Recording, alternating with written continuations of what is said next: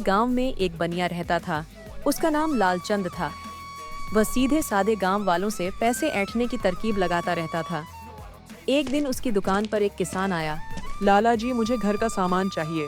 अभी पैसे नहीं हैं, फसल कटने पर दे दूंगा।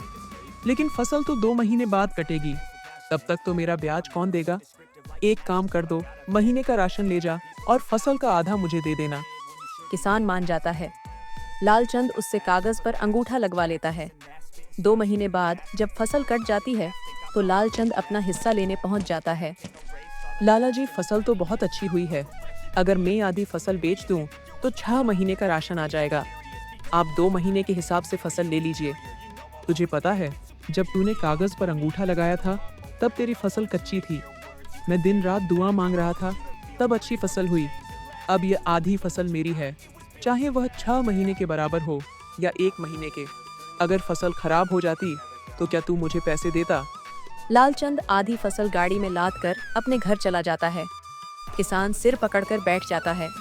गांव वाले लालचंद से बहुत परेशान थे, लेकिन गांव में वही एक पैसे वाला था जिससे गांव वालों को उधार लेना पड़ता था। साथ ही उसी की एक दुकान थी जिससे सामान लेना पड़ता था। एक दिन गांव में एक लड़का आया। लालचंद, तुम तो भोले भाले गांव वालों को बहुत महंगा सामान बेचते हो। शहर में ये सब बहुत सस्ता मिलता है। तू कौन है? पहचाना नहीं सेठ? मैं बनवारी का लड़का हूँ, जिसे तुमने झूठा चोरी का इल्ज़ाम लगाकर बहुत मारा था। मैं शहर चला गया था, अब पढ़ लिख कर वापस आया हूँ। एक काम कर, मुझे माफ कर दे। ये सब बातें किसी गांव वाले को मत बताना। तू मेरी दुकान पर नौकरी कर ले, मैं बदले में तुझे अच्छी तनख्वाह दूंगा, साथ ही घर का राशन भी दे दिया करूंगा। लड़का मान जाता है। वह लालचंद की दुकान पर नौकरी कर लेता है। पूरा गांव उस लड़के को जानता था। जब भी लालचंद की दुकान पर उधार मांगने आता, लड़का उसे इशारे से सब बता देता। इसलिए गांव वाला कम से कम ब्याज पर पैसे उधार लेता और कुछ तो मना करके वापस चले जाते। लालचंद जब दुकान से घर चला जाता तो वह लड़का चुपचाप उसके खाते में से अंगूठा लगे कागज फाड़कर गांव वालों को दे देता। कुछ दिनों बाद लालचंद ने देखा कि फसल कटने का टाइम आ रहा है। वह पहुंच गया खेतों पर। इस बार गांव वाले भी तैयार थे। उस लड़के ने गांव वालों को पहले ही बता दिया था कि लालचंद कैसे उन्हें लूटता है। चलो, अपने लिखे के हिसाब से अपनी फसलों का हिस्सा मेरी गाड़ी में रखवा दो। लाला, भाग जा यहाँ से। हमने तुझसे कुछ उधार नहीं लिया। ये देखो, तुम सेब ने कागज पर अंगूठा लगाया है।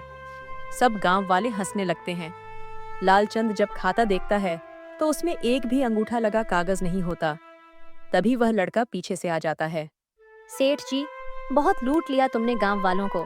वह देखो, गांव के बाहर हमने सरकारी दुकान खुलवा दी है, जहां सस्ता सामान मिलेगा। साथ ही गांव वालों को उधार देने के लिए ग्रामीण बैंक भी खुलने वाला है। चोर इसीलिए मेरी दुकान पर नौकरी की थी। मैं तुझे छोड़ूंगा नहीं। लाला, भाग जा यहाँ से। मैं सरकारी ग्रामीण बैंक का कर्मचारी हूँ। बैंक के लिए सर्वे करने आया था। यहाँ इन गांव वालों से तेरी लूट का पता लगा तो बैंक खोलने की जरूरत समझ में आई। अब ज्यादा बोला तो पुलिस में शिकायत कर दूंगा। सरकारी आदमी को धमकी देने के लिए 2 साल की कैद हो जाएगी। ये सुनकर लालचंद वहां से भाग जाता है।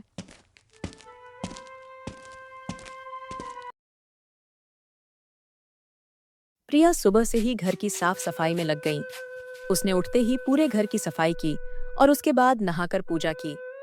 बाकी सभी के उठने से पहले ही वो तैयार हो गई। तभी उन्हें किसी की आहट सुनाई दी। प्रिया समझ गई कि उनके पति रमेश उठ गए हैं। प्रिया ने फटाफट गैस पर चाय चढ़ा दी। प्रिया, कहाँ हो? चाय चाहिए थी। जी, बस अभी लाई। तुम्हें पता है ना कि मुझे सुबह उठते ही चाय चाहिए। प्रिया फटाफट चाय लेकर पहुंची। आज तो आपकी छुट्टी है।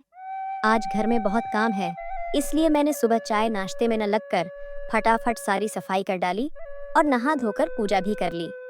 ठीक है, पर चाय तो कम से कम बना ही सकती थी। चलो, अब बताओ मार्केट से क्या लाना है? जी, अभी माँ जी से पूछ कर आती हूँ कि नाश्ते में क्या रखना है और खाने में क्या रहेगा। प्रिया फटाफट चाय लेकर सुधा के कमरे में पहुंच गई और जाते ही उनके पैर छुए और कहा, माँ जी, मेहमानों को नाश्ते में और खाने में क्या देना है? ये मार्केट जा रहे हैं तो मैं सामान मंगा लेती। बहू, नाश्ते और खाने की पूरी लिस्ट मैंने कल रात को बना ली थी। ये रमेश को दे देना। और हाँ, तुम अपना काम खत्म करके रश्मि के साथ ब्यूटी पार्लर चली जाओ। उसे ढंग से तैयार करा लाना। प्रिया ने रमेश को भेज दिया। उसके बाद वह रश्मि को जगाने गई। उठो दीदी, अभी तक सो रही हो, लड़के वाले आते ही होंगे। क्या भाभी, अभी तो बहुत टाइम है। वैसे भी ये नुमाइश मुझे बहुत बुरी लगती है। ये तो हर लड़की को सहना ही पड़ता है। चलो फटाफट चाय पीकर तैयार हो जाओ, ब्यूटी पार्लर जाना है। दोपहर के समय लड़के वाले आ गए। लड़का इंजीनियर था। रमेश लड़के को पहले से जानता था। सुधा ने देखभाल कर हाँ कर दी थी।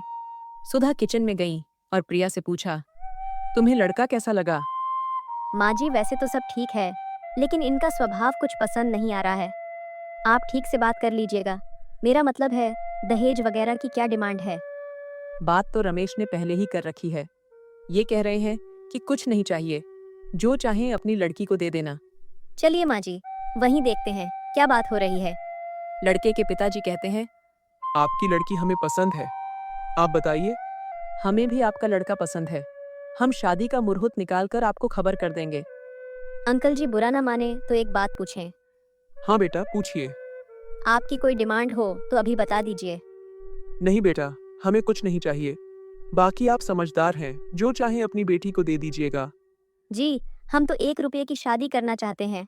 चुप रहो, ये क्या बोल रही हो? बहू, ये क्या कर रही हो? सारी बनी बनाई बात बिगड़ जाएगी।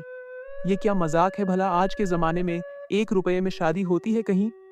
यही तो मैं जानना चाहती हूँ अंकल जी, क्या चाहिए आपको? रमेश खड़े होकर प्रिया को पकड़कर अंदर ले जाता है। ये क्या बकवास कर रही हो?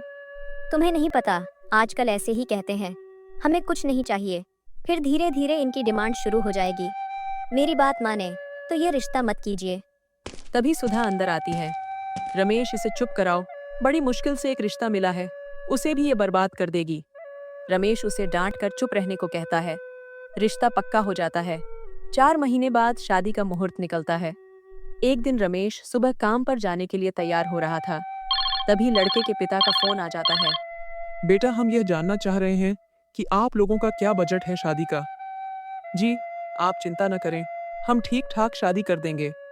नहीं, मैं सोच रहा था दहेज में एक गाड़ी आप अपनी बहन को देते तो अच्छा रहता, लेकिन आपने तो पहले कहा था कि कुछ नहीं चाहिए। वो तो सब कहते हैं, लेकिन कुछ तो तुमने भी सोचा होगा। एक काम करो, तुम अगर छोटी गाड़ी देना चाहते हो तो हम कुछ बाराती कम ले आएंगे, उससे जो पैसे बचे उससे बड़ी गाड़ी दे देना। उनसे बात करने के बाद रमेश सारी बात माँ को बताता है। शायद उस दिन प्रिया सही कह रही थी। इंसान को पहचानने की अक्ल हमसे ज्यादा उसमें है।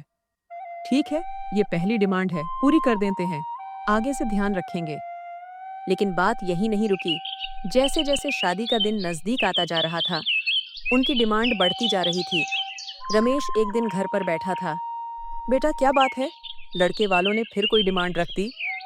नहीं माँ, बात यह है कि हमने शादी का जो बजट तय किया था, शादी में उससे 3 गुना ज्यादा पैसा लग रहा है। मैंने कर्ज भी ले लिया, लेकिन लड़के वाले ऐसा बर्ताव कर रहे हैं जैसे हम कोई बहुत बड़ी गलती कर रहे हैं। मेरी बात मानिए, शादी के लिए अभी मना कर दीजिए। रश्मि के लिए बहुत अच्छे रिश्ते मिल जाएंगे, नहीं तो इनका मुंह हमेशा फटता रहेगा। लेकिन सुधा और रमेश बदनामी के डर से लड़के वालों की हर डिमांड पूरी करते रहे। शादी के दिन सभी बहुत खुश थे। जैसे ही बारात आई, सबने बारात का स्वागत किया। रमेश बहुत डरा हुआ था कि कहीं विदा से पहले एक और नई डिमांड न निकल आए। लड़का लड़की फेरों के लिए बैठने ही जा रहे थे कि लड़के के पिता ने कहा, रमेश, वो गाड़ी कहीं नजर नहीं आ रही। जी, वो आज डिलीवर नहीं हो पाई। आप ये पेपर रख लीजिए, गाड़ी सीधी आपके घर पहुंच जाएगी। ये शादी रोक दो, इस शादी में सबसे बड़ी आइटम ही गायब है। अंकल जी, मैं आपके पैर पड़ता हूँ, ये पेपर रख लीजिए, कल सुबह गाड़ी में आपके घर पहुंचा दूंगा। नहीं, ऐसा नहीं हो सकता। सुधा और रश्मि रो रही थीं। इधर रमेश परेशान था कि क्या करे। तभी प्रिया सामने आई। अंकल जी, गाड़ी आ गई, वो देखिए। तभी सामने पुलिस की गाड़ी आकर रुकी। उसे देखकर लड़के के पिता डर गए। कोई बात नहीं, घर की बात है, गाड़ी कल भेज देना। नहीं, अब ये शादी नहीं होगी। प्रिया, तुम सही कह रही थी, ये लालची लोग कल मेरी बहन को मार देते। पुलिस ने दहेज के इल्जाम में बाप बेटे को अरेस्ट कर लिया। इस तरह एक भाभी ने अपनी नंद को बचा लिया।